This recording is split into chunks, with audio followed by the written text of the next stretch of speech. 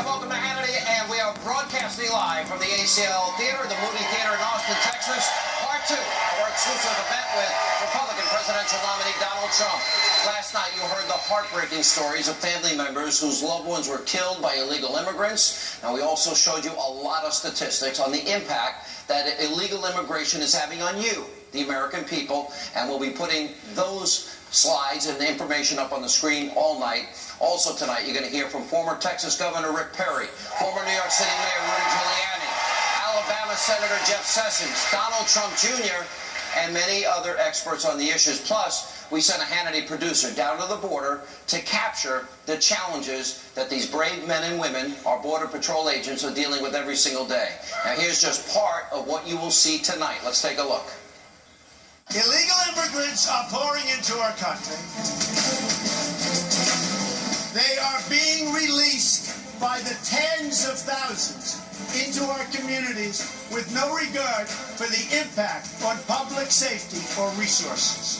Anything that comes across, whether it's human beings, whether it's narcotics, what people don't realize is that it takes a human being to bring something across. By ending catch and release on the border, we will end the cycle of human smuggling and violence. These are business ventures by criminal organizations. We are going to build a great border wall to stop illegal immigration, to stop the gangs and the violence, and to stop the drugs from pouring into our communities.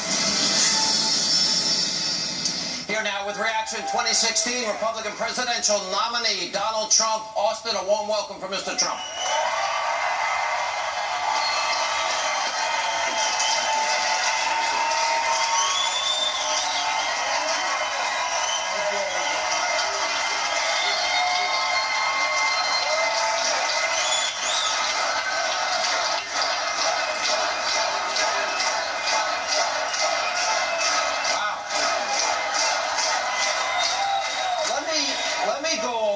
I want to get specific because this is now, we went over the crime statistics, $113 billion this country's paying a year, all the impact on education, on our criminal justice system, our healthcare system, and also the human toll. Right. We met victims' families last night, or families of victims. You want to build a wall.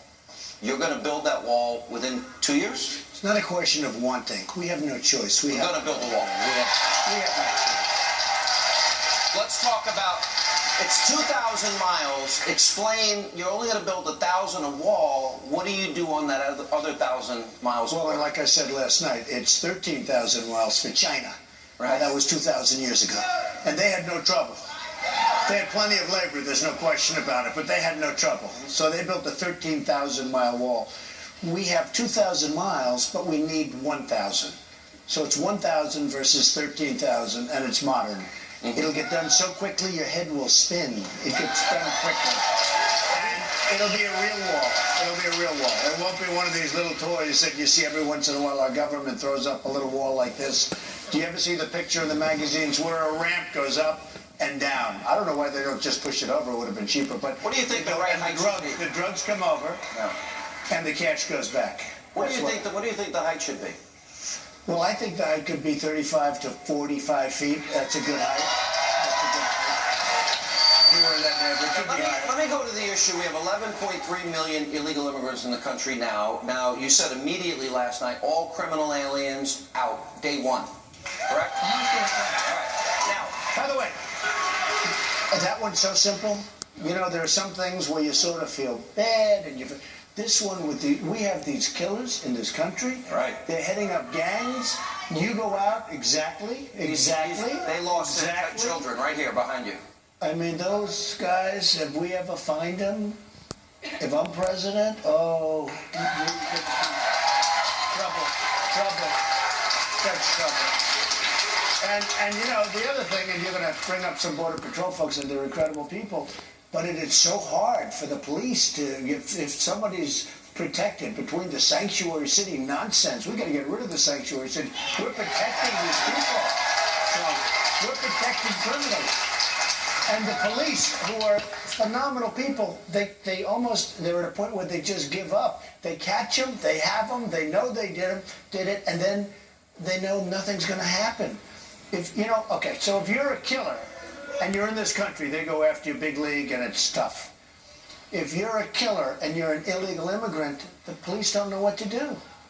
Let me go back. I know we got into this a little bit last night, but I think this is going to be a big issue. And that is, okay, you're not a criminal alien. You committed no crimes, but you didn't respect our laws and sovereignty.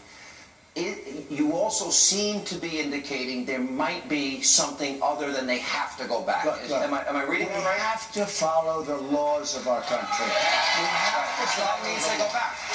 We have to follow the laws. Now, can we be, and I'll ask the audience, you have somebody who's terrific, who's been here 20 years. Right, long time. Long court proceeding, long everything, okay? In other words, to get them out. Can we go through a process, or do you think they have to get out? Tell me. I mean, I don't know. You tell me. Well, let's do both. How many think they should go through a process, then maybe give them a chance? Clap. We gotta hear you. How many people? How many think they should go? But do it again. Do it again. So let me ask you, because this is like, this place is packed. Yeah. Does everybody get this kind of a crowd? No. No. It's very easy. That's why he keeps calling us back. See, this is why he keeps calling us back, right? But look, let me ask you the process. See, you have somebody that's been in the country for 20 years, has done a great job, has a job, and everything else. Okay, do we take him and the family, her or him or whatever, and send him out? And they're gone? Or when somebody really has shown, you know, it's called like the merit system, other than they did break the law in the first place, okay? And that's a little unfair to people, but we're going to let people come in anyway. They'll come in legally. We're going to let people come in anyway. It's not going to have an impact. So, do we tell these people to get out, number one, or do we work with them and let them stay in some form? Okay, are you ready? I'm just curious, because it's a very interesting situation. No, wait. So the bad ones, the gang members, all that, what do you think? Does anybody disagree on the gang members? Is there one person? Yeah, there's a gang member over there. Okay. Is there one person? And I mean, we will get them out so fast. You know, the police know who they are. This is no, like, great secret, like, oh, I wonder who they are. These police know, and the people know who they are. The police, they know who they are, and they're going to be gone, like, so fast your head will spin. Okay, so that's easy, right? So now we have the person, 20 years, been an upstanding person. The family's great, everyone's great. Do we throw them out, or do we work with them and try and do it? Ready? Well, how many say work with them? Number one, we'll say throw out. Number two, we work with them. Ready? Number one. Number two. Now, wait, this is important, because so you're saying there is, and you have been sort of indicating that there will be some flexibility. That you originally you had said they're all out and there was a big brouhaha, but you're saying that if somebody can prove that they've been here, proven to be a citizen, but well, here's the big question though. Go ahead. No citizenship. No citizenship. No citizenship. Everyone agree with that? All right. Let me go a step further. They'll pay back taxes. They have to pay taxes. There's no amnesty as such. There's no amnesty. Right. But we work with them now. Okay, but when I look at the rooms, and I have this all over, now everybody agrees we get the bad ones out, but when I go through and I meet thousands and thousands of people on this subject, and I've had very strong people come up to me, really great people come up to me, and they've said, Mr. Trump, I love you, but to take a person that's been here for 15 or 20 years and throw them and the family out, it's so tough, Mr. Trump. I mean, I have it all the time. It's a very hard thing. So look, this is like a poll. There's thousands of people in this room. Who wants those people thrown out? No, who wants them? Who wants them? Who's the guy who wants them thrown out? Stand. The guy who wants them thrown out. Stand up. Stand up. All right. Hold on.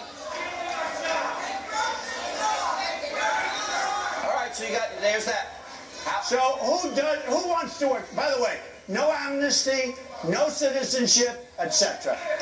Who doesn't want them thrown out? So who does not want them thrown out? Stand up. There you go. All right, so then that raises, Mr. Trump, that raises a really important question. You heard from the audience. What does your gut tell you? Well, look, this is like a poll. Right. But this is like a poll. And I love the guy that stood up and said, where's that guy? I love this guy. This is my guy. I mean, I get it. I get it. And I understand what you're saying. But this is sort of like a poll. And this is what I'm getting all over the country. Please, please. We are going to come out with a decision very soon. The bad guys are out of here. Now, that one we agree on. I mean, they're going to be out of here even faster than you could throw them out, okay? I'm telling you. They're going to be out, and they're going to be Where's out. the lady from the last hour? She was great. Okay. No. But you know, the few people that stood up, there weren't that many for the number 2, right. But the few people that stood up, I get that. I mean, I really get that. And we do have a thing called jobs. You know, from the economy standpoint, we can't get jobs for our own people, and we're supplying jobs. But everywhere I go, I get the same reaction. They want toughness, they want firmness, they want to obey the law, but they feel that throwing them out as a whole family when they've been here for a long time, it's a tough thing. They do feel that. Let me throw a statistic into the mix here, if you all don't mind. All right, so illegal immigrants, we have 95 million Americans right now out of the labor force. Right. Okay. We have the lowest labor participation rate in the 70s, the lowest home ownership rate in 51 years, the worst recovery since the 40s, and this guy's doubled our national debt. And we have 12 million more Americans on food stamps, 8 million more on